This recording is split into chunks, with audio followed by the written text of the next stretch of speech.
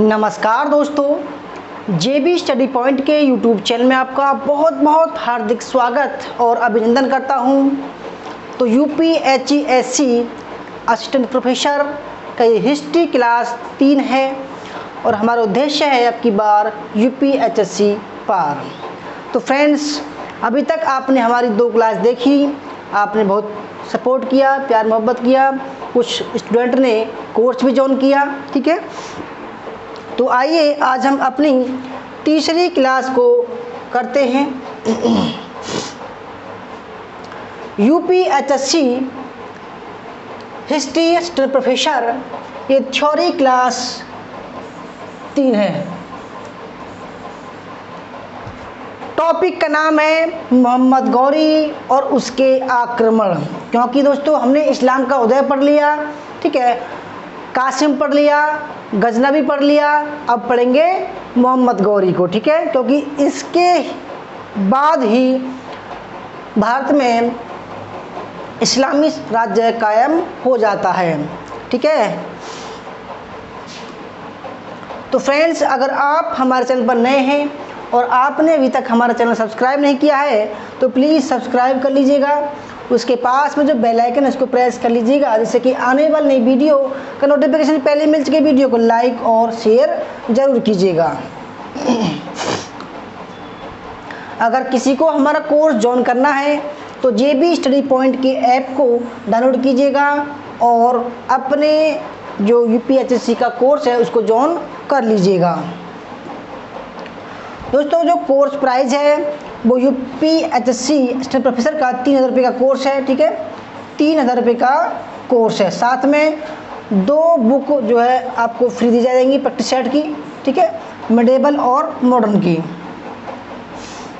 ये हमारी कुछ प्रैक्टिस सेट की बुक हैं।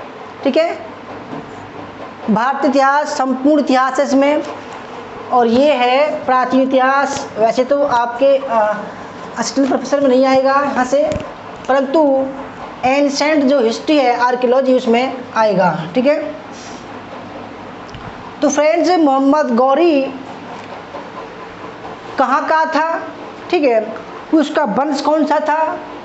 उसने भारत पर आक्रमण करने का क्यों सोचा? क्यों वो भारत पर आक्रमण करने को आया? क्या वो गजनवी की तरह हमारे देश में, भारत में लूटमार करने आया था? तो ऐसे कुछ सवाल हैं जिसकी मोहम्मद गौरी की पृष्ठभूमि में सहायक होते हैं। ठीक है, तो सबसे पहले उसकी जानेंगे, जो गौरी था उसका साम्राज्य कौन सा था, वह कहाँ से आया था, ठीक है, उसका उद्देश्य क्या था, तभी मोहम्मद गौरी पर आएंगे, उसका इतिहास पढ़ेंगे। ठीक है, और फिर उसके दोस्तों आक्रमण को हम पढ़ेंगे। मोहम्मद गौरी, ठीक है,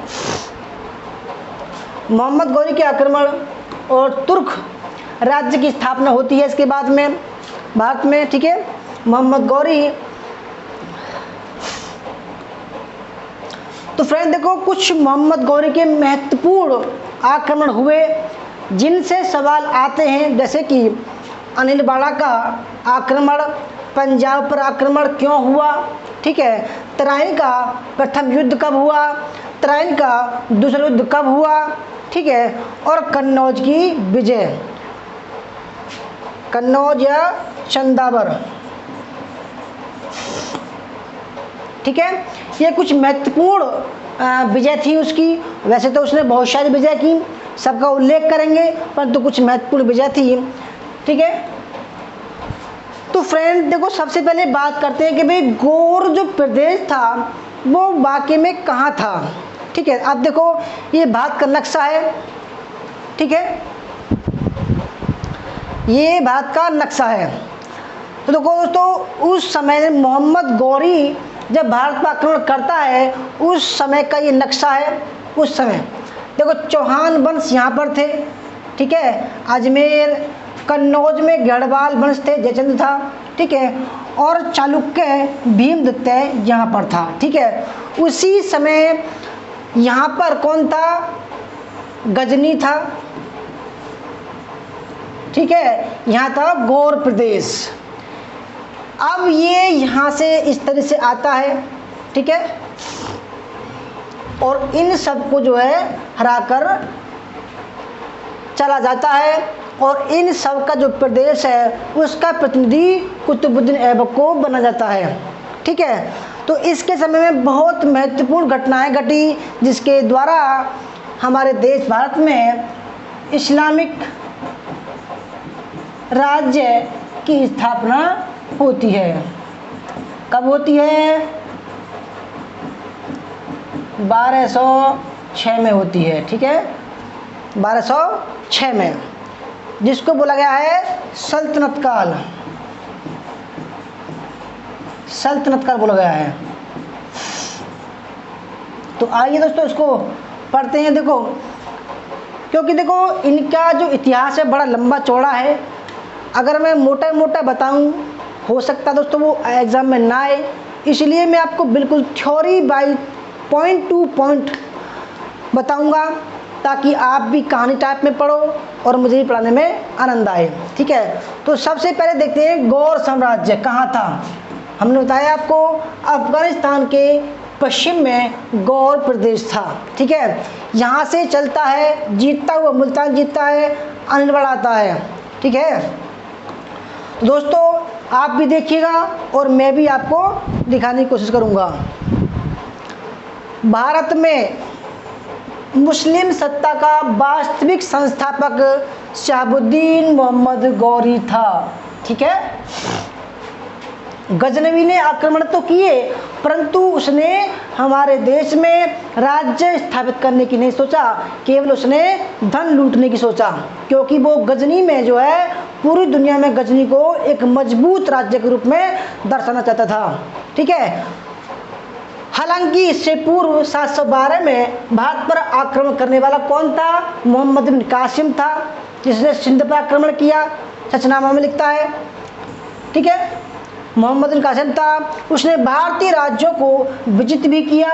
ठीक है, किंतु शीघ्र ही उसकी मृत्यु हो जाने के कारण भारत में एक स्थायी साम्राज्य स्थापित नहीं कर सका।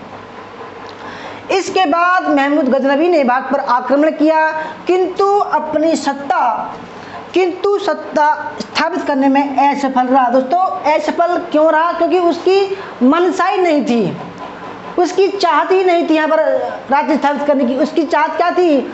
उसको पता था कि भाई यहाँ पर बहुत सारा धन है, संपदा है, हीरे चांदी जवाहरात हैं, यहाँ से वो लूट सकता है। यहाँ पर राजनीतिक एकता का अभाव है, यहाँ पर कोई ऐसा राजा नहीं है, बादशाह नहीं है कोई उसका मुकाबला कर सके, इसलिए बड़े प्यार से उसने। और दोस्तों खास बात ये रही कि वो कभी नहीं हारा। मोहम्मद गौरी तो हारा परंतु वो कभी नहीं हारा। ये देखो, कई राजाओं ने संघ बनाने की कोशिश की, इसके विरुद्ध संघ बनाए परंतु सब बेकार रहे। महमूद गजनवी के आक्रमण का एकमात्र स्थायी प्रभाव कहाँ था? पंजाब की विजय थी। ठीक है, पंजाब की विजय थी। अब बात करते हैं गौर। गौर मुख्यतः एक कृषि प्रधान क्षेत्र था। गौर कौन सा क्षेत्र था दोस्तों? ये वाला कृषि प्रधान क्षेत्र। ठीक है, कृषि प्रधान। इसका पहाड़ी क्षेत्र गजनी और हिरात के बीच में स्थित था, यानी कि ये जो क्षेत्र था ये गजनी के आसपास था। अब इसने क्या किया? गजनी को हराया और धीरे धीरे जो भी राज्य थे सबको हराता हुआ भारत की तरफ चलता है। ठीक है, क्योंकि इसका जो भाई था गयासुद्दीन, उससे इसका एक वचन हुआ कि भाई ठीक है मैं पूरब के देश की तरफ जाऊंगा और तुम जो है पश्चिम की तरफ विस्तार करो, तो इसलिए भारत की तरफ आया था। इसका मध्य भाग आधुनिक अफगानिस्तान है। ठीक है, मध्य भाग। अतः गौरी साम्राज्य का आधार उत्तर पश्चिमी अफगानिस्तान था। देखो दोस्तों मैंने अभी बताया कि देखो ये जो अफगानिस्तान है ये उत्तर पश्चिमी अफगानिस्तान है। ठीक है, यहाँ गजनी है यहाँ पर। ठीक है, यहाँ मुल्तान है। गौर में जो वंश प्रधान था इसका नाम क्या था? संसबानी था। कौन था दोस्तों? संसबानी था। और गजनवी कौन सा था? यामिनी वंश। यह तुर्कों की एक शाखा थी। ठीक है, क्योंकि तुर्की जो थे दोस्तों वो कई जातियों से मिलकर बना हुआ था। इलबारी तुर्क, खिलजी तुर्क, ठीक है, यामनी तुर्क, संसबानी तुर्क, ठीक है, कई प्रकार की वहाँ पर जातियाँ थीं जिनको तुर्क बोला गया है, जो पूर्वी ईरान से आकर गौर प्रदेश में बस गया था। महमूद गजनबी पहला सुल्तान था जिसने गौर को विजय कर वहाँ के निवासियों को इस्लाम धर्म में, वेरी मोस्ट इम्पोर्टेंट है, इस्लाम धर्म में परिवर्तित किया। इससे पहले वहाँ के जो लोग थे वो बौद्ध धर्म के अनुयायी थे। इससे पहले वहाँ के निवासी कौन थे? बौद्ध मतावलंबी थे। मोहम्मद गौरी ने संसबानी वंश को शक्तिशाली बनाया तथा उसे गजनी में प्रतिष्ठित किया। गजनी को अपना मुख्य स्थान बनाकर उसने भारत पर कई आक्रमण किए तथा दिल्ली सल्तनत का मार्ग क्या कहते दोस्तों तैयार किया, प्रशस्त किया। आगे बढ़ते हैं। यह तुर्कों का संसबानी वंश था।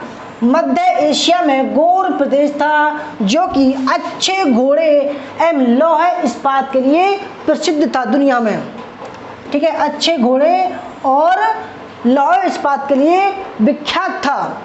इस्लाम को स्वीकार करने से पूर्व यहाँ के निवासी महायान बौद्ध मतावलंबी थे, यानी कि महायान बौद्ध धर्म को मानने वाले थे। बौद्ध जो धर्म था दोस्तों वो कनिष्क की चौथी बौद्ध संगति में दो पार्ट में डिवाइड हो गया, हीनयान और महायान। हीनयान का मतलब होता है छोटी गाड़ी, यानी कि जैसा गौतम बुद्ध के समय में था ऐसा ज्यों का त्यों मानने वाला, और जो महायान था वो थोड़ा बहुत परिवर्तनवादी था, ठीक है। इनमें मूर्ति पूजा चालू हुई थी और उसमें वर्जित थी।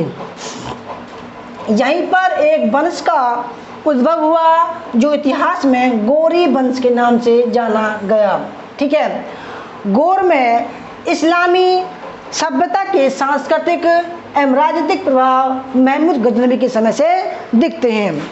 उसने गौरियों को इस्लाम धर्म के सिद्धांतों की शिक्षा देने के लिए शिक्षक नियुक्त किए थे, ठीक है, कि भाई ये जो बौद्ध धर्म की अनुयायी हैं इनको इस्लाम में बदल दीजिए, और धीरे धीरे उन पर जो है इस्लामिक प्रभाव जमाया गया, शिक्षित नियुक्त किए गए ताकि बौद्ध धर्म की जो बातें थे हैं उनके ऊपर जो है इस्लाम धर्म का प्रसार किया जाए, ठीक है।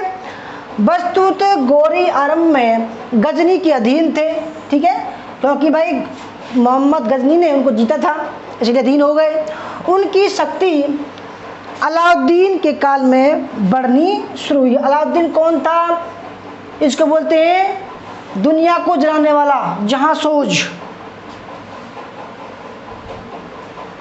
अलाउद्दीन ने महमूद गजनबी की कब्र को छोड़कर गजनी वंश के सभी शासकों की कब्रों को खुदवा कर, यानी कि पहले दफनाते थे, उसने निकलवा कर और इनको जो है जला दिया, ठीक है, उसकी राख को हवा में उड़ा दिया, खुदवा कर उनकी हड्डियों को हवा में फैला दिया। अलाउद्दीन ने गजनी को 7 दिनों तक जलाया। अलाउद्दीन हसन ने गजनी को 7 दिनों तक जलाया। इसी कारण से जहांसोज दुनिया को जलाने वाला वर्ड बर्नर कहते हैं। याद रखिएगा दोस्तों, कई बार एग्जाम में आ चुका है कि दुनिया को जलाने वाला कौन था, तो अलाउद्दीन हसन था। उसके पश्चात उसका चचेरा भाई ग्यासुद्दीन 1163 ईस्वी में गौर का शासक बना। ये कौन था? ये मोहम्मद गौरी का बड़ा भाई था। ग्यासुद्दीन का छोटा भाई शहाबुद्दीन था। कौन था? शहाबुद्दीन। इसलिए मोहम्मद गौरी का पूरा नाम था शहाबुद्दीन मोहम्मद गौरी, जिसने 1173 में गजनी जीता था, ठीक है।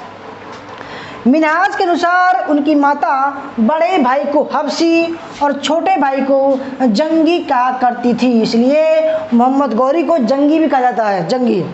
शहाबुद्दीन गजनी का शासक बना, ठीक है। कब बना? गजनी को जीतकर 1173 में। यही वह शहाबुद्दीन उर्फ मुजुद्दीन मोहम्मद गौरी था जिसने 12वीं सदी में जिसने 12वीं सदी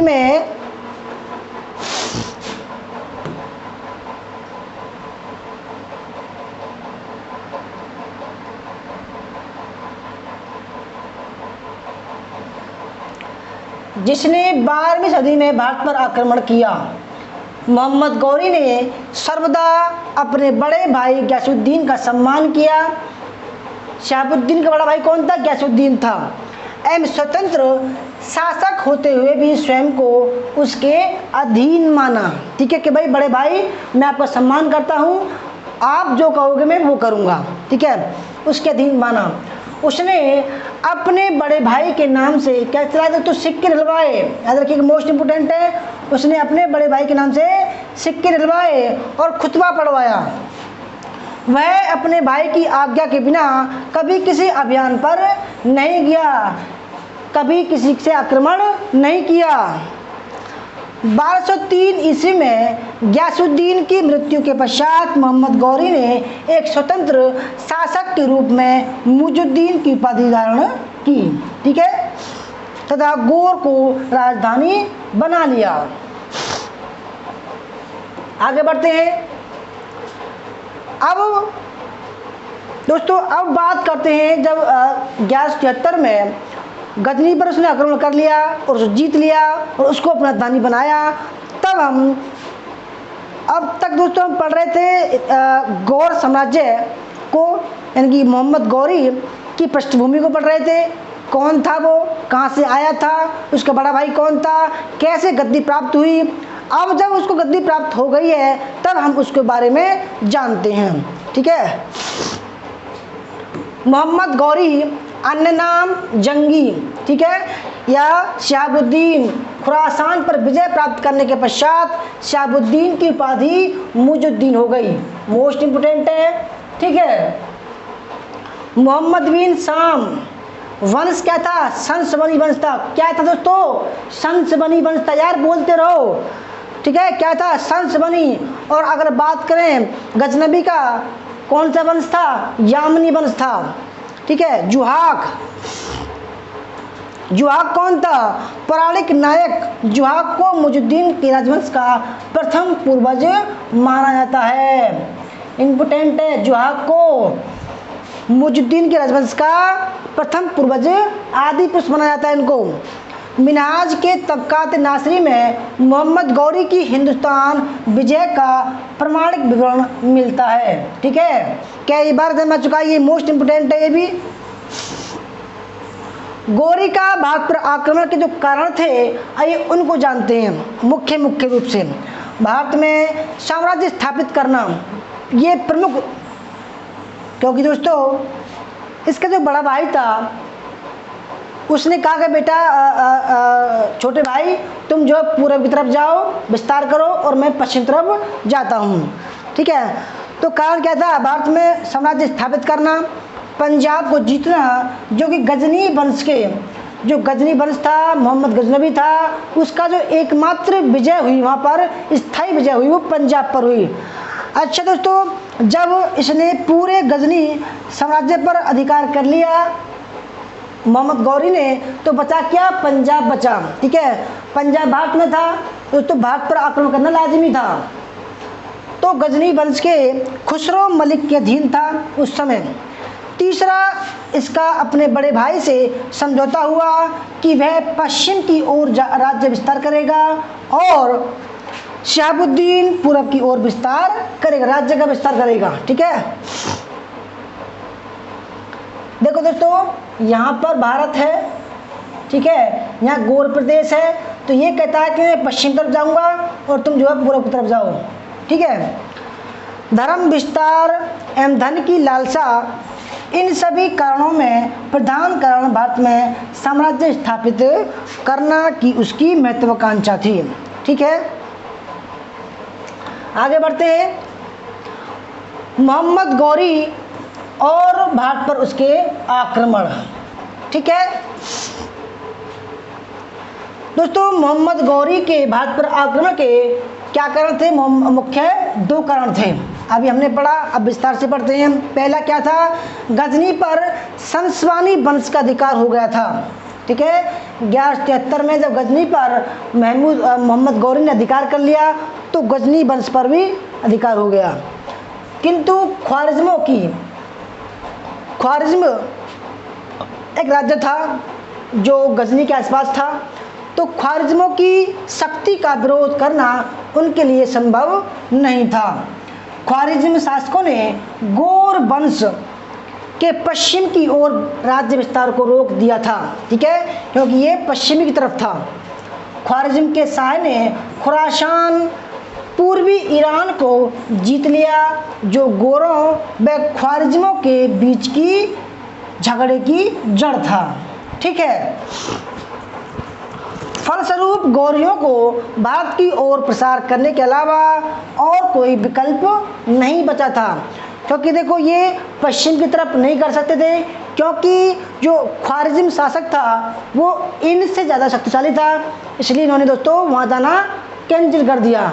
अब एकमात्र विकल्प बचा वो था पूरब की ओर, और अगर बात करें दक्षिण की ओर और उत्तर की ओर, दोस्तों यहाँ पर पहाड़ी इलाके थे और समुद्र था, ठीक है।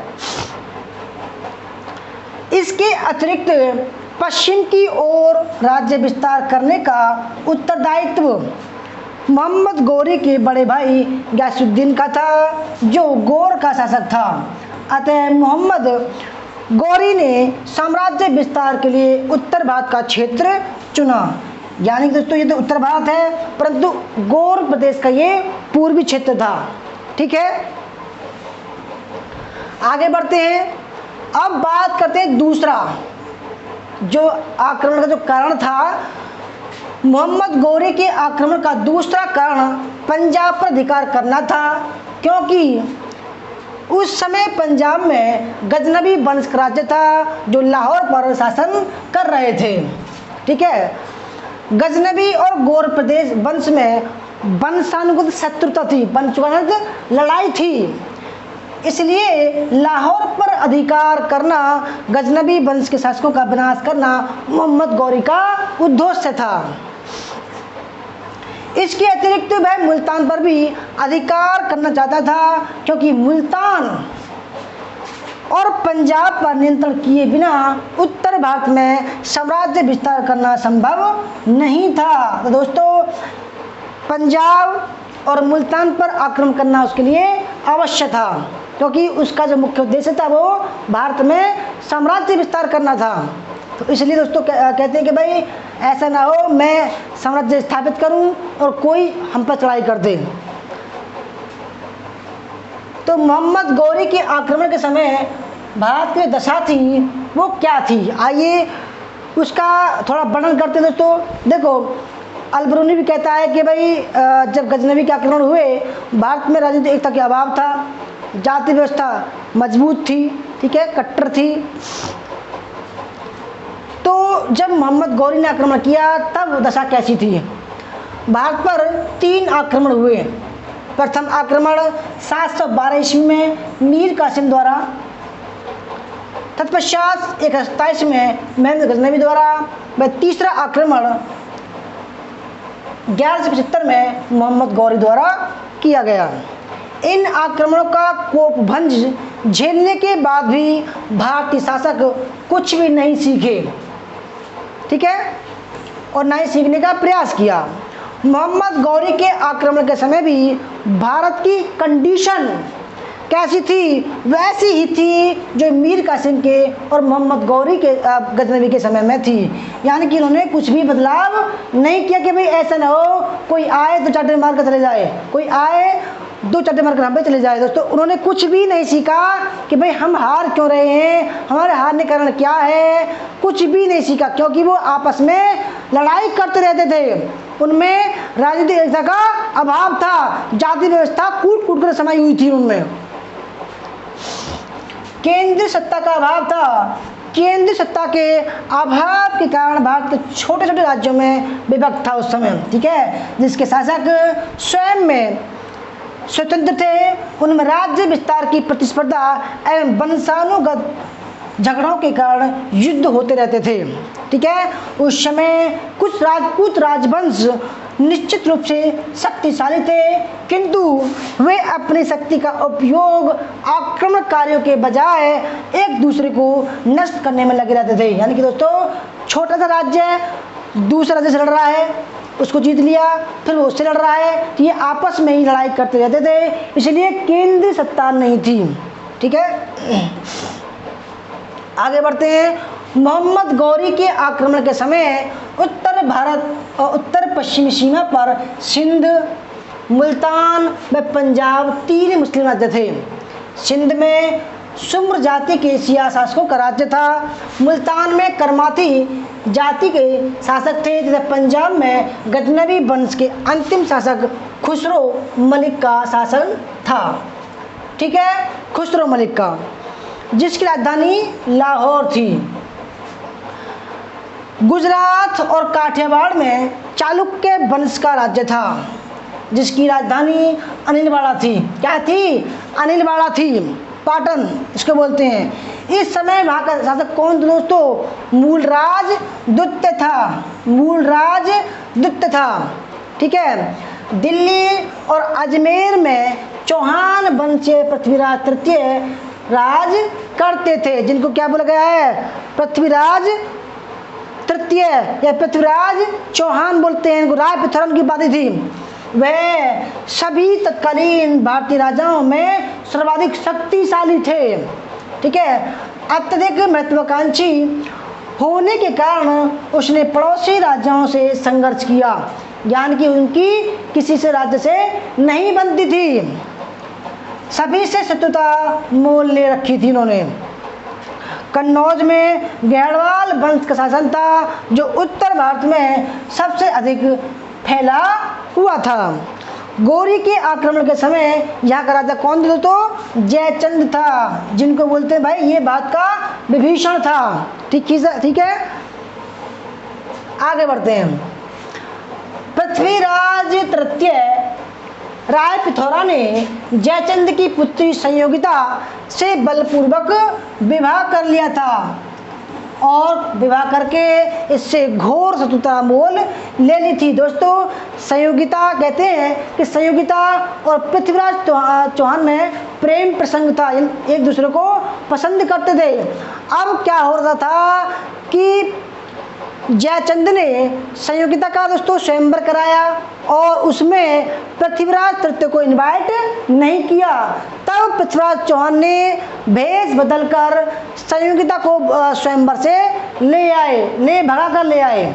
ठीक है, यानी कि एक फिल्मी स्टाइल में दोस्तों दुल्हन का शादी हो रही है, यानी कि संयोगिता की शादी हो रही है और पृथ्वीराज चौहान जाते हैं और संयोगिता को घोड़े पर बिठाकर भग जाते हैं। बिल्कुल फिल्मी स्टाइल में कहानी थी। जजाक भुक्ति बुंदेलखंड, तो बुंदेलखंड का पुराना नाम था जजाक भुक्ति, में चंदेल वंश का शासक था। ठीक है, मोहम्मद गौरी के आक्रमण के समय यहाँ का शासक परमार्दी देव था। कौन था? परमार्दी देव। 1165 से 1202 ईस्वी। कलचुरी में चेदी वंश का शासन था। चेदी वंश के शासन कर्ण सिंह की प्रतिष्ठा को चेदी वंश के शासक कर्ण की प्रतिष्ठा को गढ़वाल सत्ता ने अत्यधिक आघात पहुंचाया था, इसलिए ये दोनों भी दोस्तों शत्रु थे। बंगाल में पाल और सेन वंश का राज्य था, जो अपनी पतनावस्था में थे, क्योंकि दोस्तों पाल जो वंश था वो 750 ईस्वी में गोपाल के शासन से स्थापित होता है। ठीक है, अब मोहम्मद गौरी के काल तक आते आते ये पतन की अवस्था में दोनों पहुंच गए। ठीक है, सैन वंश का शासन था जो अपनी पतन की अवस्था में था। इस प्रकार यह स्पष्ट है कि भारतीयों की आंतरिक स्थिति बिखरी हुई थी। कोई भी राजवंश तुर्कों को रोकने में सक्षम नहीं था, क्योंकि आपस में दोस्तों गुत्थामारी लड़ाई होती रहती थी दिनों में। ठीक है, तत्कालीन समाज में कोई परिवर्तन नहीं हुआ। ठीक है, जैसा कासिम के समय था, ऐसा ही गजनवी के समय था और ऐसा ही गौरी के समय था। महमूद गजनवी के आक्रमण के समय की सामाजिक स्थिति दयनीय थी। ठीक है, कुछ प्रमुख युद्ध, अनिलवाड़ा, पंजाब, तराइन, द्वितीय युद्ध, कन्नौज का युद्ध। ठीक है, आगे बढ़ते हैं। मोहम्मद गौरी के आक्रमण की बात करते हैं। भाई कौन कौन से इसने आक्रमण किए थे उनका जिक्र करते हैं। तो पहला आक्रमण, ये कई बार जब मैं चुका है कि पहला आक्रमण कहाँ किया था? मुल्तान पर किया था। मोस्ट इंपोर्टेंट है, पहला आक्रमण कहाँ किया था? मुल्तान में किया था। अपने भारत अभियान के तहत मोहम्मद गौरी ने सर्वप्रथम 1175 में मुल्तान पर आक्रमण किया था। वेरी वेरी मोस्ट इंपोर्टेंट है, ये याद रखिएगा। गोमल दर्रे से प्रवेश किया। दोस्तों देखो, मैंने जब पिछली क्लास बताई थी उसमें कहा था कि महमूद गजनवी ने खैबर दर्रे से प्रवेश किया भारत में, और गौरी ने गोमल दर्रे से। गौरी गोमल, गजनवी खैबर। तो गोमल दर्रे से होकर डेरा इस्माइल खां होते हुए सिंध पहुंचने का मार्ग उस समय का सबसे प्रचलित मार्ग था। मोहम्मद गौरी ने इसी मार्ग से सिंध पर आक्रमण किया। गौरी से पहले के आक्रमण भी इसी मार्ग से हुए थे। मोहम्मद गौरी के आक्रमण के समय मुल्तान पर दोस्तों किसका शासन था?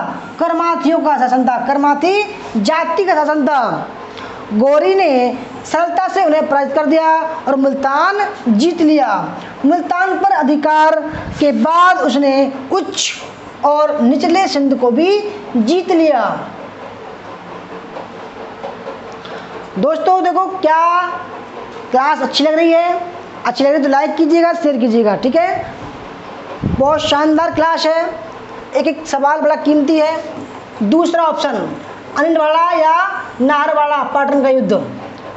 मुल्तान व सिंध को जीतने के बाद गौरी 1178-79 में दक्षिण राजपूताना होते हुए अनिलवाड़ा पाटन पर आक्रमण करने लगे। उस समय गुजरात पर चालुक्य वंशी शासक मूलराज द्वितीय का शासन था। किसका शासन था? मूलराज द्वितीय का शासन था। उसका भाई भीम सेकंड अपनी विधवा सायसी माँ नायिका देवी, ये इंपोर्टेंट है, आ चुका एग्जाम में। ठीक है, उसका भाई भीम द्वितीय अपनी विधवा सायसी माँ नायिका देवी के नेतृत्व में आबू पर्वत पर के निकट कायदरा नामक स्थान पर गौरी का मुकाबला किया और गौरी को हरा दिया। कितनी बेहतरीन बात दोस्तों ये। ठीक है, कायदरा नामक स्थान पर गौरी का समग्र गौरी की सेना पूर्ण रूप से पराजित हुई। गौरी किसी प्रकार गुजरात से अपनी पराजित सेना सहित भाग गया। यह गौरी की भारत में पहली पराजय थी। दोस्तों यहाँ इतना अंतर है कि गौरी की कई बार हार हुई, गजनवी एक बार भी नहीं हारा। ठीक है, यह गौरी की भारत में पहली पराजय थी। भारतीय नरेशों में मूलराज द्वितीय प्रथम शासक था जिसने गौरी को सर्वप्रथम हराया था।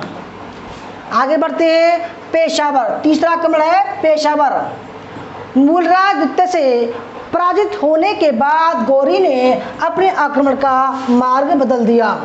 उसने पंजाब के मार्ग से भारत में प्रवेश करने का निश्चय किया। ठीक है, 1179 में उसने पेशावर, जो पंजाब के शासक के अधीन था, पर आक्रमण कर दिया और उस पर अधिकार कर लिया।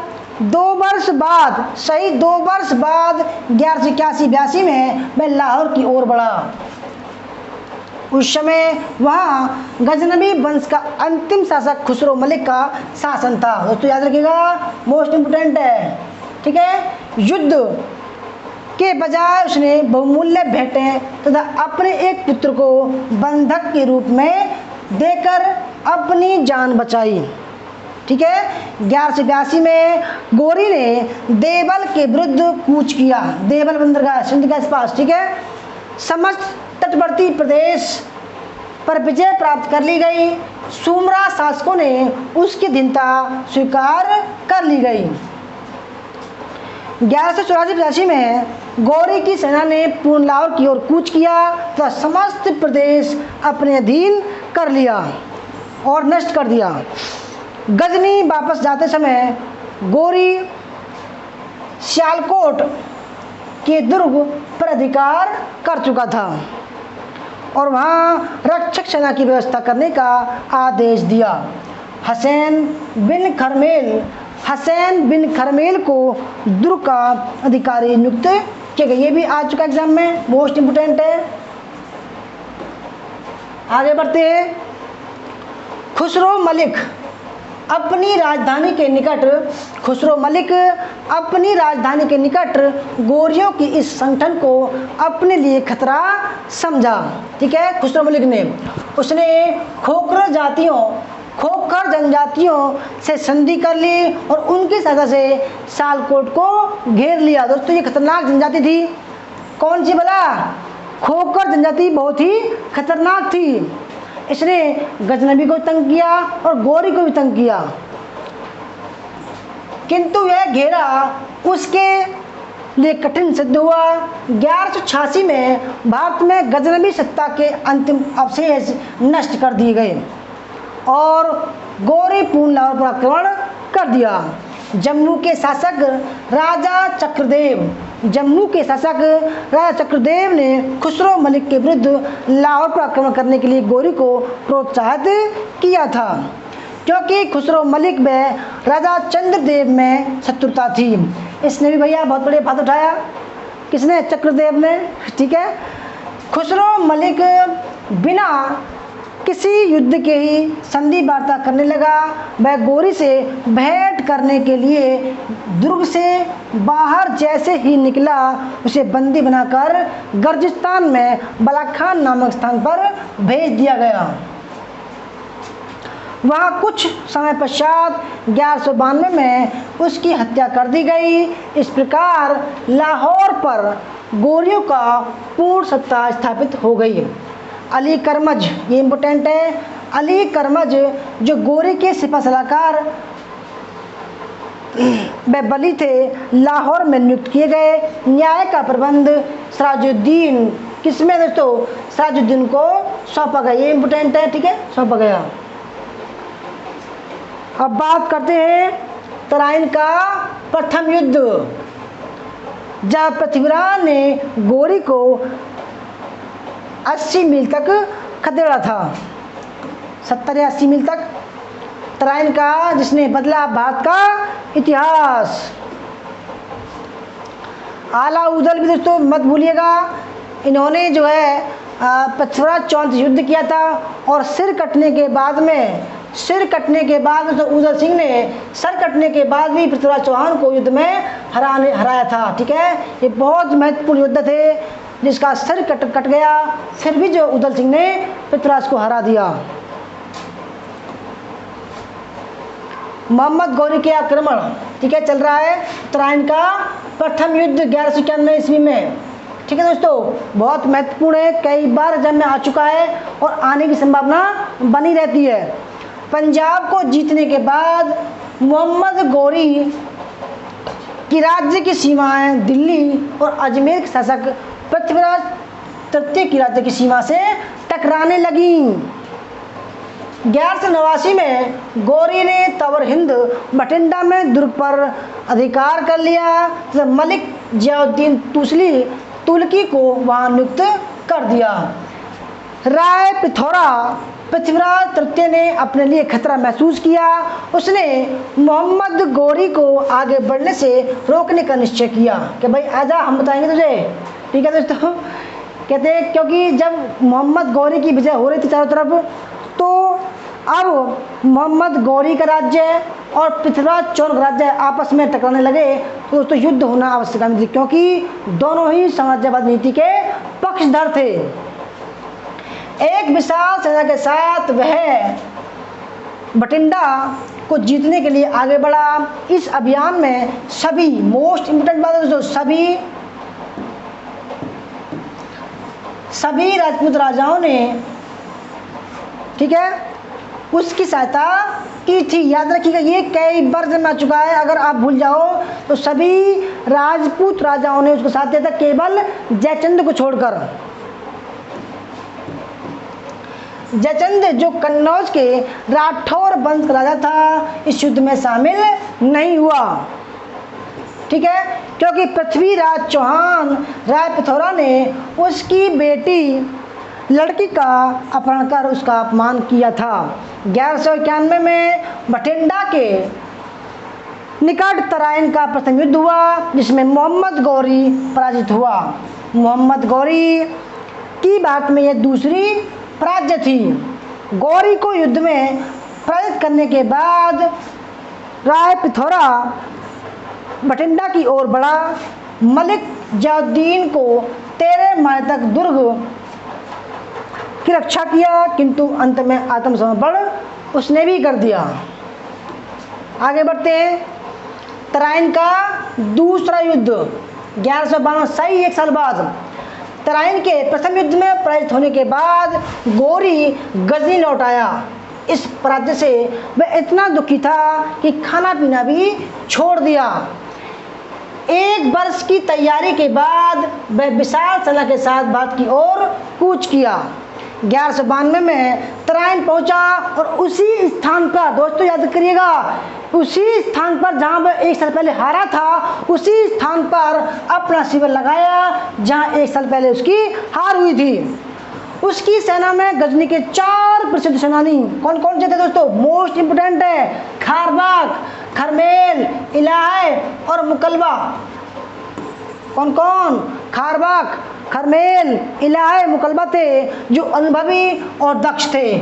इसके अतिरिक्त ताजुद्दीन एलदौज, कुवाचा और कुतुबुद्दीन ऐबक भी उसके साथ थे। दोस्तों आप ये देखो, खुद ही समझते होंगे कि एलदौज, कुवाचा और ऐबक कितने शक्तिशाली थे, इसलिए इनसे ऐबक भी डरता था। उधर पृथ्वीराज तृतीय की सेना की कमान गोविंद राय, किसके पास? गोविंद राय, खांडे राय तथा बदमसा रावल के हाथों में था। युद्ध से पहले गौरी ने पृथ्वीराज को अपनी अधीनता स्वीकार करने के लिए क्या भेजा? तो संदेश भेजा कि भाई मान जाओ, मैं अभी कह रहा हूँ, मेरी अधीनता स्वीकार कर लो। कौन कहता है दोस्तों? गौरी कहता है, जो 1 साल पहले हार गया था। संदेश भेजा, किंतु उसने कटु उत्तर के साथ प्रस्ताव अस्वीकार कर दिया। किसने? राय पिथौरा ने, पृथ्वीराज चौहान ने। 1192 ईस्वी में तराइन का दूसरा युद्ध शुरू हुआ। एक बड़ी सेना के साथ पृथ्वीराज ने गौरी का मुकाबला किया, किंतु वह गौरी की सजगता और युद्ध प्रणाली के सामने नहीं टिक सका और पराजित हो गया। गोविंद राय, जो युद्ध में पृथ्वीराज तृतीय की अग्रिम दल का नेता कर रहा था, मारा गया। खांडे राय भी, जिसने 1191 में तराइन के प्रथम युद्ध में मोहम्मद गौरी को घायल किया था, वो भी मारा गया। पृथ्वीराज हताश होकर घोड़े पर बैठकर भागने लगे, किंतु वह सुरसरी आधुनिक सिरसा हरियाणा राज्य में के निकट पकड़े गए। ठीक है, और बंदी बना लिया गया। पृथ्वीराज की मृत्यु के बारे में विद्वानों ने विभिन्न मत प्रकट किया है कि चंद्रवत दाई के अनुसार उसे पकड़कर गजनी ले जाया गया, जहां उसने शब्द भेदी बाण से मोहम्मद गौरी की हत्या कर दी, परंतु बाद में उसे भी मार दिया गया। तत्कालीन इतिहासकार हसन निजामी ने अपनी पुस्तक ताजुल मासिर, ये इंपोर्टेंट पुस्तक है, कई बार आ चुकी है, ताजुल मासिर में लिखा है, पृथ्वीराज थर्ड को कुछ समय तक शासक बनाए रखा गया, परंतु बाद में उसे हटाकर उसके पुत्र को गद्दी पर उठा दिया गया। किंतु हसन निजामी यह का मत स्वीकार किया जाता है कि पृथ्वीराज गौरी के साथ अजमेर गया और उसने गौरी की अधीनता स्वीकार कर ली, परंतु उसने विद्रोह करने का प्रयास किया तो उसे मृत्युदंड दे दिया गया। पृथ्वीराज के कुछ सिक्कों पर उल्टी और श्री मोहम्मद शाम, वो तो मोस्ट इम्पोर्टेंट है। जब सेकंड युद्ध को जीत लिया तब पृथ्वीराज के सिक्कों पर उल्टी और जो है श्री मोहम्मद शाम लिखा गया, ठीक है, जिससे यह प्रमाणित होता है कि उसने गौरी की दीनता स्वीकार कर ली थी। तराइन का द्वितीय युद्ध भारत के इतिहास की एक महत्वपूर्ण घटना थी। यहीं से दोस्तों कहानी बदल गई। इसने उत्तरी भारत में तुर्कों की सत्ता की स्थापना को लगभग निश्चित कर दिया। अब कौन बचा? केवल जयचंद्र बचा। तराइन के विजय के तुरंत बाद गौरी ने हांसी, सरस्वती सहित समस्त शिवालिक प्रदेशों को भी जीत लिया। गौरी की अधीनता में पृथ्वीराज के पुत्र को अजमेर का शासन सौंपा गया। दिल्ली को भी जीत लिया गया। इन विजयों के बाद मोहम्मद गौरी ने, किसने दोस्तों? मोहम्मद गौरी ने कुतुबुद्दीन ऐबक को भारत में अपनी प्रतिनिधि बनाया। भारतीय जो राज्य जीते गए थे उसका प्रतिनिधि बनाया। तो उसे कोयराम, मोस्ट इम्पोर्टेंट है, आ चुका है एग्जाम में कई बार सवाल आता है कि जब पृथ्वीराज मोहम्मद गौरी ने राज्य जीत लिए भारत में, तब उस राज्य का प्रतिनिधि कौन बनाया? कुतुबुद्दीन ऐबक बनाया। और उसे कहाँ की जागीर दी गई? कोयराम की। ठीक है, कहाँ नियुक्त किया गया? कोयराम में नियुक्त किया गया उसको, और वह वापस गजनी चला गया। कोयराम ऐबक का मुख्यालय था। ठीक है दोस्तों, कोयराम ऐबक का मुख्यालय था। वहीं से वह विजित प्रदेशों की देख रेख करता था। गौरी के वापस जाने के बाद कुछ समय पश्चात विभिन्न प्रदेशों में क्या हो गए? विद्रोह हो गए। अजमेर व दिल्ली में विद्रोह हुए। ऐबक ने इन विद्रोह का दमन कर इन स्थानों को अपनी प्रत्यक्ष अधीनता में ले लिया। कुछ समय पश्चात अजमेर में पृथ्वीराज तृतीय का भाई हरिराम ने 1193 में पुनः विद्रोह किया, परंतु उसको भी हरा दिया गया। ऐबक इसका सामना करने के लिए बढ़ा। हरिराम प्रतिकूल कंडीशन देखकर रणथंभौर से हट गया। उसने अजमेर भी त्याग दिया। अंत में उसने सफलता की सारी आशाएं छोड़ दी तो जौहर कर आत्महत्या कर ली। जौहर मतलब आग में जल गया दोस्तों अपनी पत्नी के साथ में। इसके बाद ऐबक ने राजपूताना में तुर्क सत्ता के प्रशासनिक पुनर्गठन का निश्चय किया। मुस्लिम अधिकारियों को अजमेर में नियुक्त किया। पृथ्वीराज तृतीय के पुत्र को दुर्ग अधिकारी बना दिया गया और रणथंभौर भेज दिया गया। अजमेर के तुर्क सत्ता को उखाड़ने का एकमात्र प्रयास मेड़ राजपूतों ने भी किया था। तो मेड़ एक जनजाति थी, मेड़ राजपूतों ने भी किया, किंतु ऐबक ने इनके विरुद्ध विद्रोह को दबा दिया। इसके पश्चात ऐबक ने मेरठ, बरन, आधुनिक बुलंदशहर, कोयल, आधुनिक अलीगढ़, दिल्ली पर अधिकार कर उसे अपनी प्रत्यक्ष अधीनता में ले लिया। अब बात करते हैं चंदावर का युद्ध 1193 में मोहम्मद गौरी और जयचंद्र के बीच। जयचंद्र कौन था? वही दोस्तों जो जिसकी लड़की को पृथ्वीराज चौहान भागकर ले गया था। ठीक है, कन्नौज का शासक, कन्नौज का शासक। ठीक है, चंदावर का युद्ध बोलते हैं 1194 में। कन्नौज चंदावर का युद्ध 1194 ईस्वी में। दोआब में अपने पैर जमाने के लिए तुर्कों को पहले कन्नौज की शक्तिशाली गढ़वाल राज्य को हराना जरूरी था। ठीक है,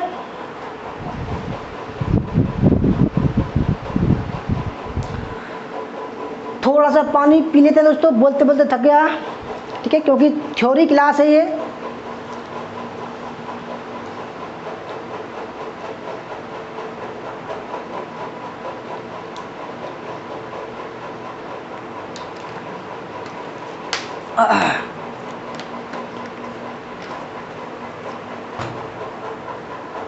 आइए,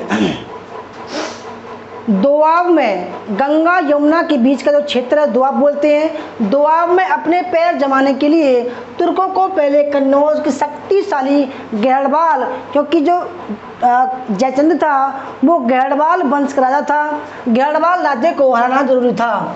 गौरी ने कन्नौज की महत्ता को महसूस किया, गौरी ने कन्नौज की महत्ता को महसूस किया। 50,000 अश्वारोही के साथ वह कन्नौज और बनारस की ओर कूच किया। उस समय कन्नौज पर गैड़बाल वंशीय शासक जयचंद्र का शासन था। दोस्तों कन्नौज वही एक कन्नौज है इस पर त्रिपक्षीय युद्ध हुआ था। किस किस का? पाल, प्रतिहार और राष्ट्रकूटों का। ठीक है, उस समय कन्नौज पर गैड़बाल वंशीय शासक जयचंद्र का शासन था। कन्नौज और इटावा के बीच चंदावर नामक स्थान पर, याद रखिएगा, कन्नौज और इटावा के बीच चंदावर नामक स्थान पर दोनों के मध्य युद्ध हुआ। युद्ध के दौरान जयचंद के आंख में तीर लगा। ठीक है दोस्तों, मुख्य इंपोर्टेंट बात है ये, क्या लगा? जयचंद की आंखों में तीर लग गया, वह हाथी से वहीं पर गिर गया। ठीक है, उसकी सेना का मनोबल टूट गया और वे रणभूमि से भाग गए। भागो भाई भागो, हमारा राजा घायल हो गए, मर गए राजा। जयचंद पराजित हुआ और मारा गया। इसके बाद गौरी असनी के किले को लूट लिया, जहां जयचंद ने अपना कोष जो है जमा कर रखा था। जयचंद के सभी प्रमुख स्थानों पर अधिकार कर लिया गया। आगे बढ़ते हुए उसने बनारस को भी लूट लिया। बनारस में कई मंदिरों को लूटा और नष्ट कर दिया। उनके स्थान पर उसने क्या बनवाई दोस्तों? मस्जिद बनवाई। क्या बनवाई? मस्जिद बनवाई। यद्यपि समस्त गैड़बाल राज्य पर अधिकार नहीं किया जा सका, गैड़बालों के अनेक महत्वपूर्ण केंद्र अब भी स्वतंत्र रहे। फिर भी गौरी द्वारा तराइन में चंदावर की विजय ने भारत में तुर्की राज्य की दोस्तों क्या रख दी? बुनियाद रख दी, नींव खड़ी कर दी। 1195-96 का गौरी का अभियान। 1195-96 में गौरी पुनः भारत आया। इस बार उसने बयाना पर आक्रमण किया, जो यादव के भट्टी राजपूत कुमारपाल के अधीन था। कुमारपाल भागकर थानागिरी के दुर्ग में छिप गया, तो अंत में आत्मसमर्पण कर दिया कि बाबूजी ठीक है, हम तुम्हारे अधीन हैं, हम हार गए। ठीक है, थनकर तथा विजय मंदिर गढ़ पर अधिकार के बाद गौरी ने वहां का दायित्व बहाउद्दीन तुगलिल को सौंप दिया। इसके बाद वह ग्वालियर की ओर कूच किया और वहां का राजा परिहार वंशीय सुलक्षण पाल था। कौन था? सुलक्षण पाल था। उसने गौरी के आधिपत्य स्वीकार कर लिया। ग्वालियर का दायित्व भी बहाउद्दीन तुगलिल को सौंप दिया गया। दोस्तों आप देख पा रहे हैं कौन कौन राजा थे, किस किस वंश के थे। सब जो इतने मतलब अयोग्य थे, परंतु अब जो लोग दोस्तों अपने आप को क्या समझते हैं कि भाई हम उस वंश के हैं, ठीक है। आप देख लो उनके वंश जो है कैसे आत्मसमर्पण कर रहे थे।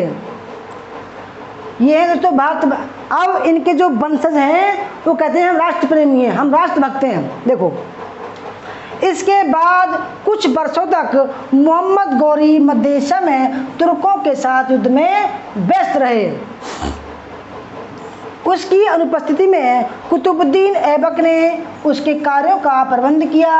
ऐबक को एक बार पूर्ण राजस्थान के मेड़ों के विरुद्ध का सामना करना पड़ा। मेड़ों ने दोस्तों, मेड़ एक जाति थी जो राजपूत थे, वो थोड़े मरने मारने पर को नहीं घबराते थे, ठीक है, बड़े कड़क थे। तो मेड़ों ने राजस्थान के चौहानों व गुजरात के चालुक्यों की सहायता से तुर्कों को राजस्थान से निकालने का प्रयास किया, किंतु कुतुबुद्दीन ऐबक ने सफलतापूर्वक इस विद्रोह को भी दबा दिया। इस समस्या के समाधान के बाद ऐबक अन्नबाड़ा पहुंचा, ठीक है, और गुजरात पर आक्रमण कर दिया। आबू पर्वत के निकट चालुक्यों ने उसका मुकाबला किया परंतु दोस्तों अच्छे सैन्य संचालन के कारण ऐबक की जीत, यानी कि दोस्तों कोई भी हो, कोई भी जाति का हो, चाहे वो चौहान हो, चाहे वो गढ़वाल हो, चाहे वो चंदेल हो, चाहे वो परिहार हो, कोई भी दोस्तों उनको टक्कर का नहीं था। भीमदत्त अन्नवाड़ा छोड़कर भाग गए। देखो दोस्तों ये भगोड़े, आप ये देखिए भगोड़े लोग हैं हमारे देश के। उसका सेनापति कुमारपाल पराजित हुआ और मारा गया। नगर को पूरी तरह से लूट लिया गया। दोस्तों करना तो इन्हें ये चाहिए था, ये तो मर जाते ताकि दुनिया ने याद रखती। बताओ भगोड़ों को याद रखेगा। इस विजय के बाद भी ऐबक गुजरात विजय को अपने प्रत्यक्ष नियंत्रण में नहीं ले सका। इसके पश्चात ऐबक ने 1197-98 में बदायूं, 98-99 में चंदावर और कन्नौज पर विजय प्राप्त कर ली। राजपुताना क्षेत्र में उसने सिरोही व मालवा को जीत लिया। तत्पश्चात ऐबक ने अपना ध्यान बुंदेलखंड के चंदेलों की ओर आकर्षित कर लिया। आगे बढ़ते हैं बुंदेलखंड, ठीक है। तो दोस्तों अब बुंदेलखंड की ओर उनका ध्यान जाता है। तो बुंदेलखंड की विजय ऐबक की महत्वपूर्ण विजय थी। 1202 में ऐबक ने कलिंजर पर अधिकार कर लिया, जो चंदेल वंशी राजा परमार्दी देव का एक मजबूत दुर्ग था। कई दिनों तक घेरा डालने के बाद संधि वार्ता आरंभ हुई, किंतु इससे पूर्व ही राजा परमार्दी देव की मृत्यु हो गई थी। परमार्दी देव के प्रधानमंत्री अजय देव ने पूर्ण विद्रोह कर दिया। उसने एक पहाड़ी सोते से पानी की व्यवस्था कर ली, ठीक है। किंतु तुर्कों को पता चलते ही सोते का पानी दूसरी ओर मोड़ लिया। फलस्वरूप जलापूर्ति बंद हो गई। अजय देव के लिए संधि के अतिरिक्त कोई दूसरा चारा नहीं था। चंदेलों ने कालिंजर का दुर्ग खाली कर अजयगढ़ के निकटवर्ती दुर्ग में चले गए। कालिंजर विजय के पश्चात ऐबक ने महोबा व खजुराहो पर भी अधिकार कर लिया। हसन अर्नल को इन विजित क्षेत्रों का दायित्व सौंपा गया। अब बात करते हैं बिहार विजय की। जब कुतुबुद्दीन ऐबक अन्य विजयों के में व्यस्त था, तो उसके सेनापति इख्तियारुद्दीन मोहम्मद बख्तियार खिलजी गोरी का एक सरदार ने बिहार और बंगाल की विजय की योजना बनाई। दोस्तों कई सवाल आते हैं, ध्यान रखना। 1202 में, कब दोस्तों? 1202 में उसने बिहार की राजधानी उदंतपुर पर आक्रमण किया, जहाँ का राजा इंदुमन भीरू था। कौन था? इंदुमन भीरू था, जो बिना युद्ध के भाग गया। ये देखो कैसे भगोड़े यार, मेरे समझ में नहीं आता यार। बख्तियार खिलजी ने वहाँ के बौद्ध विहारों को लूटा तथा भिक्षुओं का कत्ल कर दिया। इसके पश्चात उसने विद्या केंद्र नालंदा और विक्रमशिला विश्वविद्यालयों को भी लूट लिया, नष्ट कर दिया। धीरे धीरे उसने संपूर्ण बिहार को जीत लिया, जहाँ से वह अतुल संपत्ति और उपहार प्राप्त किया उसने, ठीक है। बौद्धों की परंपरा अनुसार 1200 ईस्वी में कश्मीर का प्रसिद्ध विद्वान संत शाक्य श्रीभद्र उदंतपुर व विक्रमशिला के बौद्ध बिहारों में आया, किंतु उन्हें उजड़ा हुआ पाया। बंगाल विजय। बिहार विजय से उत्साहित होकर बख्तियार खिलजी ने बंगाल विजय की योजना बनाई। उस समय वहाँ सेन वंशी शासक लक्ष्मण सेन का शासन था, जिसकी राजधानी नदिया थी। दोस्तों नदिया वही है जो आपने एक फिल्म देखी थी, नदिया के पार, ठीक है, वो बंगाल में नदिया। कहा जाता है कि बख्तियार खिलजी की बंगाल विजय की भविष्यवाणी लक्ष्मण सेन के दरबार के कुछ ज्योतिषों ने पहले ही कर दी थी कि महाराज एक ऐसा आदमी आएगा और सबको रोनता चला जाएगा। इसकी सूचना लक्ष्मण सेन को दी। इस भविष्यवाणी के बाद वहाँ के कुछ निवासियों ने नदियाँ छोड़कर किसी दूसरे स्थान पर चले गए, किंतु लक्ष्मण सेन राजधानी छोड़ने को पक्ष में नहीं था। उसने भावी विपत्ति दूर करने हेतु 1203 में, दोस्तों ये इम्पोर्टेंट है, यज्ञ किया। देवताओं को प्रसन्न करने के लिए महान यज्ञ का अनुष्ठान किया, जिसे ऐन्द्री मास यज्ञ कहते हैं। वेरी वेरी मोस्ट इम्पोर्टेंट है, ठीक है। उसने एक यज्ञ किया कि देवता खुश हो जाएंगे और जो आने वाली विपत्ति है वो टल जाएगी दोस्तों, मगर देवता ने उनके साथ नहीं दिया। 1204-5 में बख्तियार ने बंगाल पर आक्रमण किया। वह इतनी शीघ्रता से, दोस्तों वो इतनी शीघ्र से पहुंचा तुगड़ करता हुआ घोड़े पर कि जो सेना थी वो बहुत पीछे रह गई, और बख्तियार खिलजी अपने 4-5 सिपाहियों के साथ में महल में घुस गया। कहता कि भाई हम व्यापारी हैं। दरबार उसके दरवाजे खुल गए व्यापारियों के लिए, दरवाजे बंद कर दिए गए, और उसने दोस्तों कह दिया कि भाई कर दो मारकाट। देखो लोग इतने डरे हुए थे कि उनका मुकाबला नहीं कर पाए 5 सिपाहियों का। वह इतनी तीव्र गति से राजधानी नदिया में प्रवेश किया कि उस समय उसके साथ केवल 18 सैनिक घुड़सवार थे। शेष सेना पीछे रह गई। राजधानी के सैनिकों और नागरिकों ने उसे घोड़ों के व्यापारी समझा, अतः बिना किसी बाधा के महल के फाटक तक पहुंच गया तथा अचानक आक्रमण कर दिया। लक्ष्मण सेन भयभीत होकर पीछे के दरवाजे से भाग गया। देखो यही भगोड़ा निकला देखो यार, मैं राजा की अनुपस्थिति में राजधानी की सैनिकों ने आत्मसमर्पण कर दिया। तुर्कों ने नदिया को बुरी तरह से लूटा। बख्तियार खिलजी ने बंगाल पर कब्जा कर लिया। लक्ष्मण सेन पूर्वी बंगाल भाग गया तो अपने साम्राज्य के शेष भागों पर, ठीक है, कुछ वर्षों तक सुनारगांव से शासन करता रहा। बख्तियार खिलजी नदिया पर स्थायी रूप से शासन करना चाहता नहीं था, क्योंकि नदिया दक्षिण बंगाल में पड़ता था, अतः उस पर अधिकार करना कठिन था। इसलिए उसने उत्तरी बंगाल में स्थित लखनौती को चुना, जो बिहार स्थित उसके मुख्यालय के निकट था। लखनौती को अपनी राजधानी बनाया उसने। बख्तियार ने उत्तरी बंगाल के अधिकृत प्रदेशों में सांस्कृतिक और सैनिक दृष्टि से अपनी स्थिति मजबूत कर ली थी। उन क्षेत्रों में अनेक मस्जिदें बनवाई, मदरसे बनवाए और खानकाएं बनवाई संतों के लिए। और लखनऊ वीरभूमि जिले में एक नगर देवकोट में सैनिक चौकियां स्थापित की तथा मुजुद्दीन के नाम से खुतबा पढ़ा गया। कौन था मुजुद्दीन मोहम्मद गौरी था। आगे बढ़ते हैं। तिब्बत अभियान। बिहार और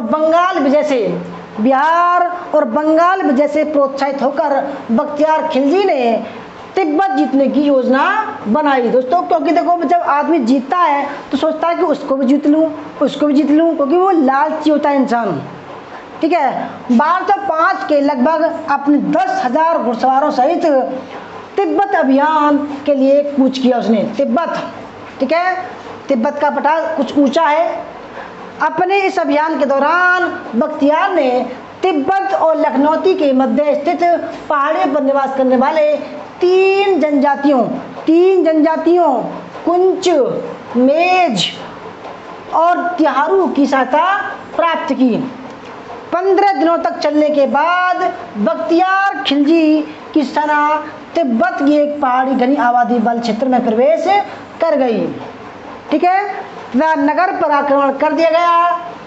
नगरवासियों और किलों के रक्षकों ने आक्रमणकारियों का सामना किया। तो देखो लोग सामना कर रहे हैं उसका, परंतु राजा जो है वो भाग रहे हैं भगोड़े। नगरवासियों और किलों के रक्षकों ने आक्रमणकारियों का मुकाबला किया। युद्ध के बाद भी कोई परिणाम नहीं निकला। देखो दोस्तों, मुकाबला तो किया ना, चाहे बेशक दोस्तों लास्ट में मर गए बेशक, निकला बख्तियार को भारी क्षति उठानी पड़ी। अंत में उसने पीछे मुड़ने का निश्चय किया। देखो दोस्तों कितने यार, ये देखो नगर के निवासी ने भगा दिया वो निवासी, और वापस लौट आया। वापस आने के बाद उसकी स्थिति बहुत दयनीय हो गई। वह बीमार पड़ा और 1206 में उसके एक सरदार अली मर्दान ने, किसने दोस्तों? अली मर्दान ने, वेरी वेरी मोस्ट इंपोर्टेंट है, कई बार आ चुका है एग्जाम में। अली मर्दान जो कौन था? खिलजी था। खिलजी ने उसका वध कर दिया। ख्वारिज्म मध्य एशिया का विशाल क्षेत्र था। ख्वारिज्म दोस्तों बात करते हैं ख्वारिज्म की। ख्वारिज्म एक मध्य एशिया का बड़ा विशाल क्षेत्र था, जिसकी पश्चिमी सीमा पर कैस्पियन सागर, पूर्वी सीमा पर बुखारा और ऑक्सास तथा दक्षिण सीमा पर बुखारासान स्थित था। ठीक है, मध्य एशिया में मोहम्मद गौरी का मुख्य शत्रु ख्वारिज्म शाह था। जिस समय मोहम्मद गौरी के सरदार भारत में उसके राज्य का विस्तार कर रहे थे, उस समय वह स्वयं ख्वारिज्म के शासक के साथ जीवन और मृत्यु का संघर्ष कर रहा था। 1205 में ख्वारिज्म शाह ने अंधखुद मोस्ट इंपोर्टेंट युद्ध है, इसमें मोहम्मद गौरी को हार मिली थी। 1205 में ख्वारिज्म शाह ने अंधखुद के युद्ध में गौरी को बुरी तरह पराजित कर दिया। पराजित होने के बाद गौरी किसी तरह भागकर अपनी राजधानी गजनी पहुंचा। अंधखुद युद्ध में गौरी को पराजित करने के बाद ख्वारिज्म शाह ने सिकंदर द्वितीय की उपाधि धारण की। अंधखुद की पराजय ने गौरी की प्रतिष्ठा को भयंकर हानि पहुंचाई।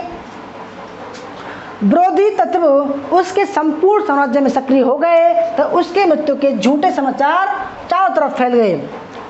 इस अफवाहों की प्रतिक्रिया भारत में भी हुई। गौरी का अंतिम अभियान पंजाब के खोखर जनजातियों के विरुद्ध था। ठीक है, गौरी की मृत्यु की अफवाह का प्रभाव भारत पर भी पड़ा। पंजाब के खोखर जाति के 2 सरदारों बकन और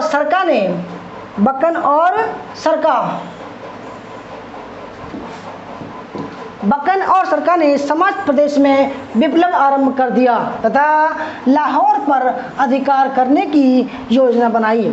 वे लाहौर और गजनी के बीच संचार उन्होंने काट दिया। इस कारण 1205 ईस्वी में गौरी पूर्ण भारत आया। झेलम और चेनाब नदी के बीच खोखरों से उसका मुकाबला हुआ। खोखर वीरता से लड़े किंतु पराजित हुए और उनका दमन कर दिया गया। खोखरों के दमन के बाद गौरी लाहौर पहुंचा। वहां व्यवस्था स्थापित कर ऐबक को दिल्ली जाने की अनुमति देकर गजनी के लिए प्रस्थान कर दिया। मार्ग में सिंधु नदी, दोस्तों इंपोर्टेंट है ये, उसकी मृत्यु होती है पर मार्ग में सिंधु नदी के किनारे दमयक, कहां पर?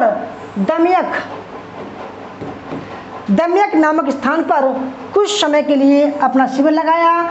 जिस समय मोहम्मद गौरी संध्याकालीन नमाज पढ़ रहा था, ठीक है, नमाज पढ़ रहा था, तभी क्या हुआ, कुछ व्यक्ति अचानक उसके शिविर में आए और 15 मार्च 1206 को उसकी हत्या कर दी।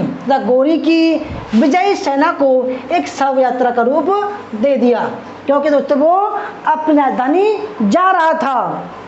मोहम्मद गौरी के शव को गजनी लाया गया और यहीं दफनाया गया। मोहम्मद गौरी का कोई पुत्र नहीं था। उसकी मृत्यु के बाद उसका भतीजा महमूद उसका उत्तराधिकारी बन गया, किंतु महमूद अधिक दिनों तक जीवित नहीं रहा। उसकी मृत्यु के बाद ख्वारिज़्म शासकों ने गौरी के मध्य एशिया के अधिकांश भाग पर अधिकार कर लिया। कुछ समय तक गौरी का एक दास ताजुद्दीन एलदौज, ठीक है, ताजुद्दीन एलदौज ने गजनी पर अपना अधिकार रखा, किंतु ख्वारिज़्मों ने वहाँ से उसे निकालकर भगा दिया और संपूर्ण मध्य एशिया पर अधिकार कर लिया। ऐसी स्थिति में कुतुबुद्दीन ऐबक गौरी के भारतीय जीते हुए क्षेत्रों को सुरक्षा करने में लगा रहा तथा अंत में गुलाम वंश की इसने स्थापना कर ली। अब बात करते हैं मोहम्मद गौरी का चरित्र और मूल्यांकन, ठीक है। मोहम्मद गौरी का चरित्र और मूल्यांकन की बात करते हैं। दोस्तों थोड़ा सा पानी और पी लूँ, फिर जो है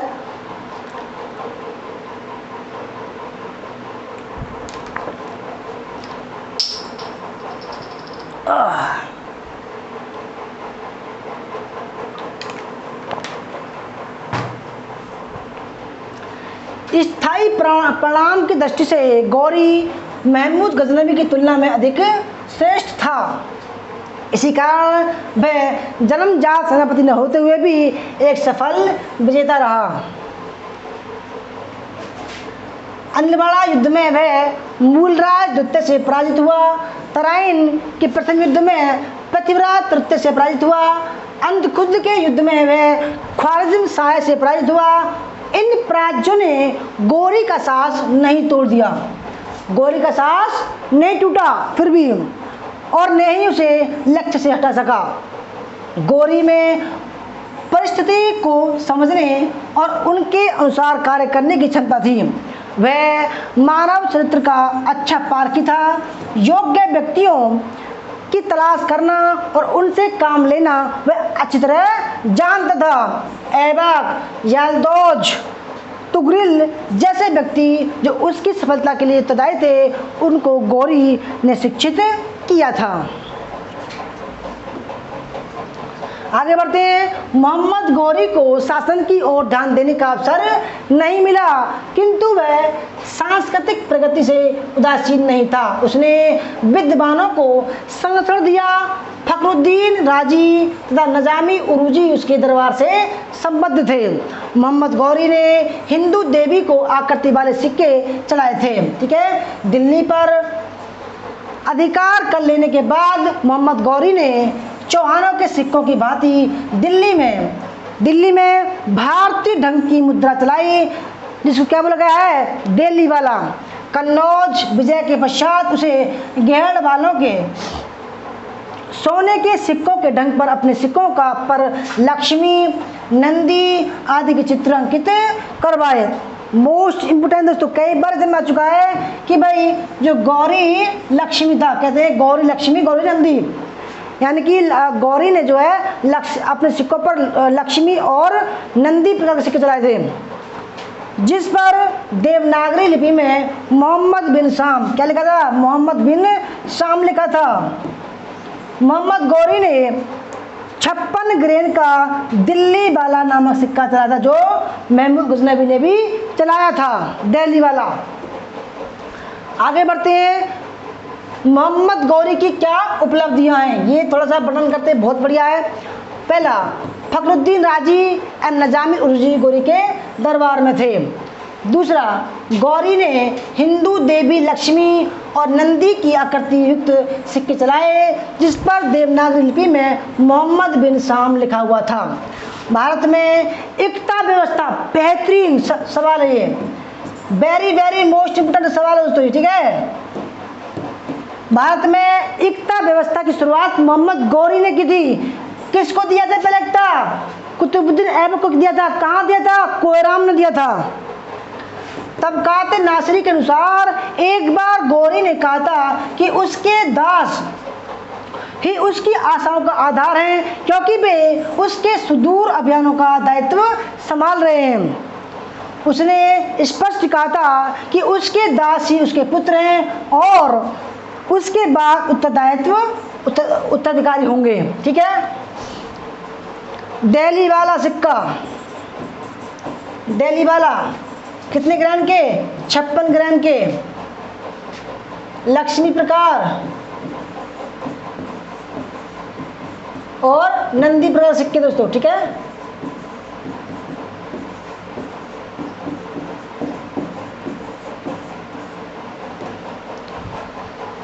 उसकी मृत्यु किसकी? मोहम्मद गौरी की मृत्यु होती है। कैसे होती है? मोहम्मद गौरी की सिंधु नदी के तट पर दमयक नामक स्थान पर शाम की नमाज पढ़ते समय किसी ने 15 मार्च 1206 को हत्या कर दी। चंद्रदाई इसका श्रेय पृथ्वीराज तृतीय को देते हैं, जो कि तर्क संगत नहीं। कुछ इतिहासकारों का कहना है कि इस्माइली मत के अनुसार अनुयायियों ने हत्या की थी, तो कुछ इतिहासकार खोखरों को इसका जिम्मेदार मानते हैं। यल्दौज ने गौरी का शव गजनी तक सुरक्षित पहुंचाने के लिए मयूदुल मुल्क मोहम्मद अब्दुल्ला सदरी को नियुक्त किया। ये इम्पोर्टेंट है। मोहम्मद गौरी के शव को गजनी में दफना दिया गया।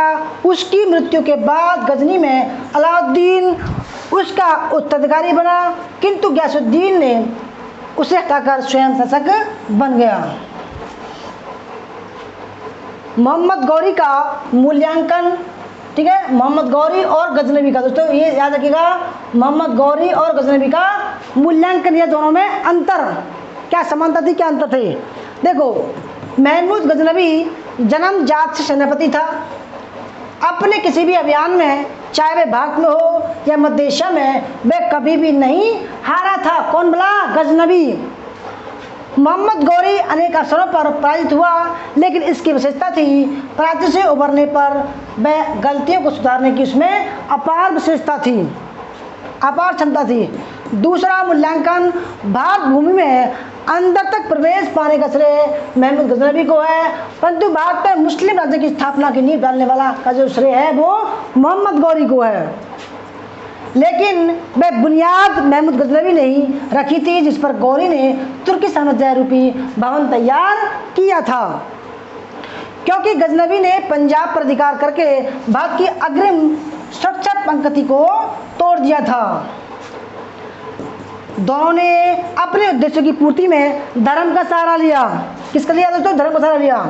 वस्तुतः दोनों के सामने भिन्न भिन्न परिस्थितियां एवं चुनौतियां थी और दोनों को अपने प्राथमिक उद्देश्यों की प्राप्ति हुई, इसलिए दोनों सफल हैं। जहाँ महमूद गजनबी को हिंद की दौलत प्राप्त करना था, वहीं गौरी को हिंद में साम्राज्य स्थापित करना था। दोस्तों कैसी लग रही क्लास? इतिहासकार हसन निजामी दोस्तों राजपूतों के हार के जो कारण थे उनको थोड़ा वर्णन करते हैं। इतिहासकार हसन निजामी मिनहाज ने तुर्की विजय को दैवी कृपा का परिणाम बताया। वहीं फक्रे मुदब्बिर ने अपने ग्रंथ आदाब उल हर्ब में, ये इंपोर्टेंट है, कई बार में आ चुका है, आदाब उल हर्ब फक्रे मुदब्बिर में तुर्की रण प्रणाली में गतिशीलता, अश्वारोही सेना की प्रमुख भूमिका, भारतीय सामरिक ढांचे वाली सेना को राजपूतों के पराजय का मुख्य कारण माना है। इतिहासकार जदुनाथ सरकार ने राजपूतों की पराजय का कारण इस्लामिक सिद्धांत जैसे सामाजिक समता, नया धर्म, मुसलमानों का नशा मुक्त, भाईचारे की भावना से युक्त होना आदि को मानते हैं। हमारे पास इस संदर्भ में ठंडे देश के इतिहासकारों जैसे लेनपूल एवं इस्मत महोदय के भी तर्क उपलब्ध हैं। इनका मानना था दोस्तों, कहते हैं कि इनका मानना है क्योंकि तुर्क ठंडे देश के मांसाहारी योद्धा थे, इसलिए उनका सफल होना अवश्यगामी था। भिन्न भिन्न विद्वानों के भिन्न भिन्न मतों को देखते हुए यह जरूरी हो जाता है कि तथ्यों एवं विचारों का गहराई से परीक्षण किया जाए, और इसलिए हम सबसे पहले देखेंगे कि राजपूतों के पराजय के क्या कारण नहीं थे, तभी पराजय के कारणों की चर्चा हो सकती है। तुर्कों द्वारा लोहे के रकाब का प्रयोग करना पराजय कारण नहीं था, क्योंकि रकाब भारत में 8वीं शताब्दी से प्रचलित था। ठीक है। जैसा कि खुद फकरे मुदब्बिर के तथ्यों से भी याद होता है कि सतीश चंद्र महोदय का मत है कि हाल के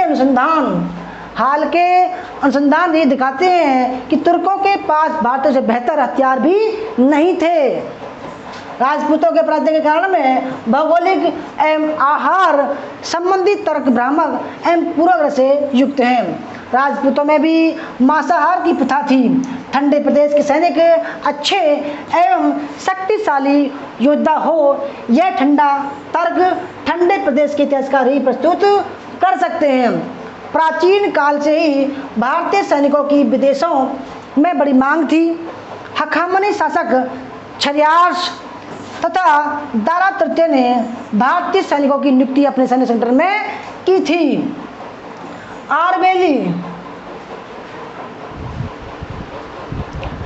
आरबेली के युद्ध में सिकंदर के विरुद्ध लड़ते हुए दारा तृतीय ने भारतीय सैनिकों को विशेष रूप से मंगाया था। कहने का सार है कि भारतीय सैनिक किसी भी प्रवृत्ति के थे, भारतीय सैनिक भी योद्धा प्रवृत्ति के थे और वीरता में तुर्कों से कम नहीं थे। इस मत की पुष्टि इससे भी हो जाती है कि स्वयं महमूद गजनवी एवं उसके उत्तराधिकारी मसूद दोनों ने अपनी बहुजातीय सेना में हिंदुओं की नियुक्ति की थी, जिसमें तिलक और शिवेंद्र राय दोनों प्रमुख थे। इस्लाम धर्म की भूमिका को भी बहुत बड़ा चढ़ाकर दिखाया नहीं देखा जाना चाहिए। यदि मुसलमान अल्लाह एवं कुरान के नाम पर ऊर्जा ग्रहण कर सकते हैं करके रण क्षेत्र में उतरते थे, तो राजपूत भी काली और भैरव के नाम से युद्ध को कीड़ा समझकर प्रस्तुत करते थे। फिर अगर इस्लाम धर्म की तुर्कों की विजय में भूमिका होती तो मोहम्मद गौरी भारत में 2 बार क्यों हारा। भारत में व्याप्त जाति प्रथा को भी अतिरंजित करके नहीं देखा जाना चाहिए, क्योंकि तुर्क एवं राजपूत दोनों समाज विभाजित थे। यहीं पर इसकी भी चर्चा कर देना तार्किक होगा कि भारत में कभी भी जाति प्रथा ने निम्न जातियों को सेना में शामिल होने से नहीं रोका। खुद कौटिल्य ने भी प्राचीन काल में ही शूद्रों की सेना में भर्ती होने का अधिकार दिया था। यही कारण है कि आकार एवं मानव संसाधन की दृष्टि से राजपूत सेना तुर्क सेना से बड़ी होती थी। दूसरे, भाईचारे की भावना से तुर्क विजेता कभी ओतप्रोत नहीं थे। खुद बलबन का भी कथन है कि मैं अफरासियाब का वंशज हूँ और जब भी मैं निम्न कुल में जन्मे किसी व्यक्ति को देखता हूँ तो मेरे दोस्तों नथुने फूलने लगते हैं और मेरा हाथ जो है मैदान पर जाता है, ठीक है, तलवार पर चला जाता है। लेकिन यह भी महत्वपूर्ण है कि हमें यह स्वीकार करने में कोई आपत्ति नहीं होनी चाहिए, राजपूतों की तुलना में तुर्कों में सामाजिक बंधनों की सजावट ढीली थी। तुर्कों में सामाजिक भेदभाव उतना जटिल और गंभीर नहीं था जितना हिंदू समाज में था। भारतीय समाज में पृथकतावादी प्रवृत्तियों का प्रसार था। लोग अपने छोटे छोटे क्षेत्र को अपना देश मानते थे। समाज में कली वर्ज्य सिद्धांत विदेश यात्रा वर्जित थी, जिसके कारण बाहरी देशों के नवीन ज्ञान से भारतीय समाज वंचित था। सतीश चंद्र के अनुसार यही कारण है कि भारतीयों के बीच से विदेशियों का अध्ययन करने वाला कोई अल्परुण नहीं निकला। बौद्धिक रूप से तथा ज्ञान विज्ञान के क्षेत्र में भारत पिछड़ गया था।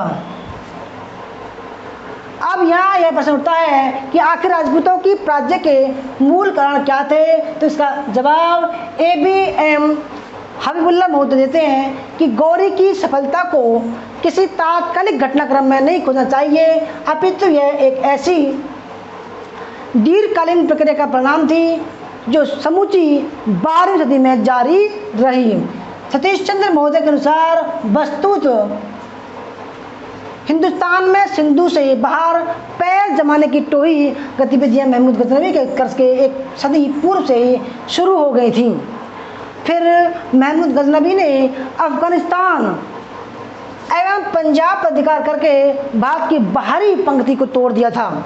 यहीं से भारत को सामरिक दृष्टि से बचाव नीति रक्षात्मक रवैया अपनाने पर विवश होना पड़ा। वास्तव में हार की पटकथा तो यहीं से शुरू हो गई, 1192 में जाकर समाप्त होती है। काबुल, जाबुल और जमींदार अर्थात हलमंद नदी के आसपास का क्षेत्र से अल हिंद कहा जाता था, 9वीं सदी के ही तुर्कों की कब्जे में आ गए। दातव्य है राजपूत राजाओं ने सामरिक अंतर्दृष्टि के नितांत दबाव का परिचय दिया। वे अफगानिस्तान, पंजाब के तुर्कों को उखाड़ फेंकने के लिए कोई साधारण मोर्चा ने बना सके।